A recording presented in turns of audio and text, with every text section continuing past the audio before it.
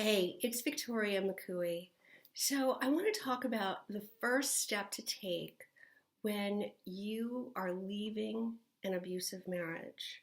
So, if you're in a marriage to a narcissistic spouse and it's abusive, it's toxic, your spouse is controlling, it's become a toxic situation, it's untenable.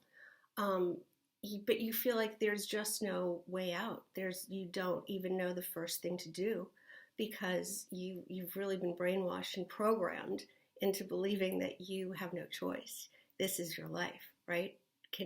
Does this relate? Can you relate to this? Is it resonating? All right, so here's the trick. You have to get comfortable with being uncomfortable, right? You have to step outside of your comfort zone. So here's your comfort zone, right? And here's where all the change happens. Everything good happens out here. Here's your comfort zone. If you want to make a transformation, it's going to happen outside of your comfort zone. So I hear what you're saying. You're like, I'm not in my comfort zone. This is not my comfort zone. I am very, very uncomfortable being in this position. Yes and no, because you have gotten comfortable here. This has become your status quo, and this has become your comfort zone. This is where your normal is. This is what you expect, even if it's feeling like a victim, being depressed, having anxiety, being so stressed that you're ill. This has become your comfort zone. And everything outside of this seems too scary. And at least you know this. You know, this is the devil you know. So, yeah, you're telling me you're not comfortable, but you are comfortable being in this uncomfortable place. Does that make sense? And look, I am not judging you. I can never judge anyone who's going through this because I was there. I know how this happens. I was right where you are. I know what this feels like. You didn't plan on being here. You didn't do anything wrong. It just evolved this way. And now here you are. Here you are in this really, really difficult situation. And I'm telling you that in order for a transformation to happen, which is what it's going to take, right? To get away from this toxic marriage, it's going to take a huge transformation on your part. And that transformation can only happen outside of your comfort zone. All right. And now I know what you're saying. Are you kidding me? Do you know what would happen if I did anything differently? The repercussions I would suffer? I get it. But in order to make this transformation, you are going to have to shake things up. You're going to have to do things differently. You're going to have to get uncomfortable. And that means seeing what happens. So what is it? What can you do differently that is going to serve you, that is going to make a difference in your life? It can be the smallest first step. You can go take a class, plan a regular outing with friends, do something that you wouldn't normally be allowed to do, or that there would, be a lot of complaining about. Do something different. If you're expected to cook dinner every night, one night order out. Do something differently that is going to serve you and see what happens.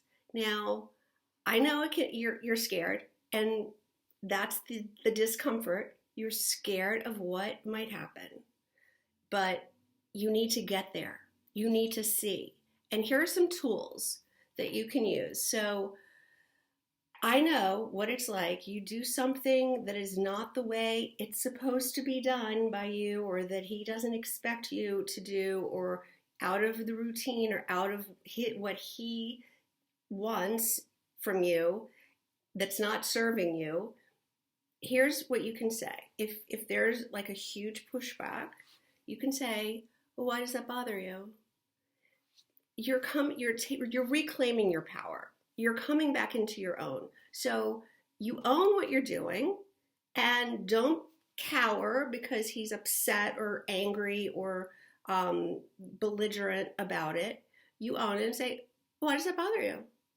I know, you practice it in your mind. It seems like, right, I could never, all hell would break loose.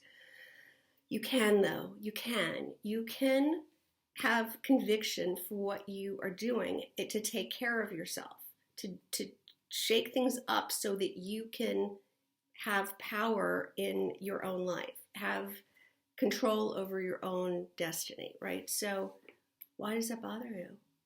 Like, what's the big deal? Why does that bother you?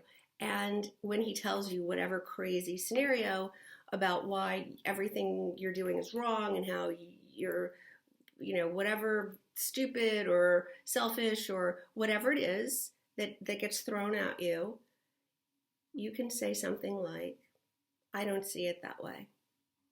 All right, so he can tell you you're wrong all you want, but you can hold fast to, "I don't see it that way." You're entitled to your own opinion. You're entitled. You're an adult. You can make your own decisions. And this is the first step. Look, I'm not going to tell you when it's right to do this. That is up to everybody in their own time. When where you are is worse than whatever you can imagine on the other side, that's when it's time. That's where that line in the sand is. When you know that whatever happens on the other side has got to be better than what you're experiencing now, that is when it's time. So that is my advice for the first step. So it could be anything. It can be the smallest thing, but you own it and you do it and you have a conviction about it and you don't back down. And that is how you're going to start reclaiming your power. And I can just see you, I picture you like a butterfly coming out of a cocoon. It must be so hard for that butterfly to break out of that cocoon. Have you ever thought about that? I think about that a lot. That's got to be hard.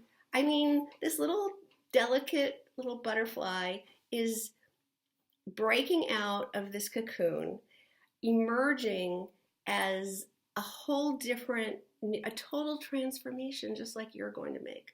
A total transformation into this beautiful butterfly. You're going to transform into this, have this beautiful life that you deserve. And for your children too. You need to do this for your children because they can't stay in this toxic situation any more than you can. So I know how hard it seems, just like it must seem hard for that butterfly to break out of the cocoon, but you can do it. You must do it, because what would happen if the butterfly didn't break out of the cocoon? It would die. It has to come out of that cocoon. It has to, or it will die. So I want that for you. I want you to break out of this thing that is suffocating you, that is just killing your spirit, killing you on so many emotional levels. All right, so I'd love to hear what you have to say about this. I'd love to hear what you're going through, your own journey. If it's safe, you can comment below. If not, message me, email me. I will put all my information in the notes. My email is victoria@victoriamccooey.com. Or if you want to talk to me privately, one-on-one, about what you're going through and how I might be able to help you, you're always welcome to book a free session with me. You can do it right on my calendar. The link, I'll put that too. It's victoriamccooey.com/calendar. And you can book your own free session. I would really love to help you in any way I can. So I hope to hear from you.